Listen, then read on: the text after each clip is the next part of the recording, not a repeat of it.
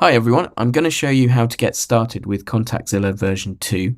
This is our completely redesigned platform for managing and deploying contact lists across organizations.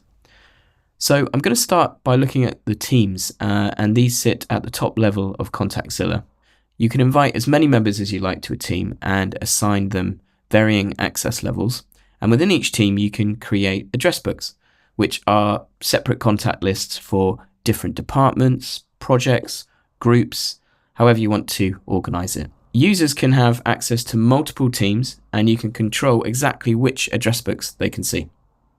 So let me show you an example. I've got a mock-up team set up here for Skyline Development Group, and as you can see, I've set some address books up already.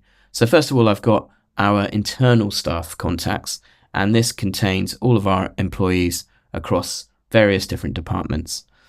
Secondly, I've also created an address book for our latest huge construction project, which contains all of the contacts that are involved. So things like project managers, site supervisors, contractors, architects, and so on.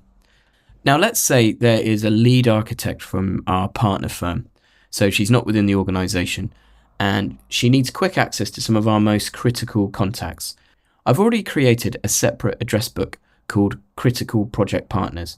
And as you can see, that contains some very senior people.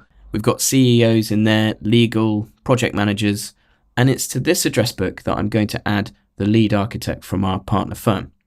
So I come down here to team members, and here in the bottom right, you can see all the team members I have assigned so far to the Skyline Development Group team. And now I'm going to assign our fictional architect, Aisha Patel, by adding her email address here. So I'm going to assign her as an address book limited access user because I don't want her to have access to all of the address books that we have created, such as our internal company contacts, for example. I just want to grant her access to our critical project partners address book. And now I can see all three of the address books within this team. I only want to give her access to critical project partners, so I just need to select her access level. So we might only want to assign read-only access to this user, so she can view all of the contacts but not make any changes or add any. But I'm going to trust her with full read-write permissions to this address book. So I'm going to hit add. Aisha's automatically sent an invite to the team, and when she accepts it, she'll have immediate access to just these specific contacts. And that's just one of a few ways that we can grant access to a selection of contacts. We can also do that using our powerful smart label system, which I'll show you in another video.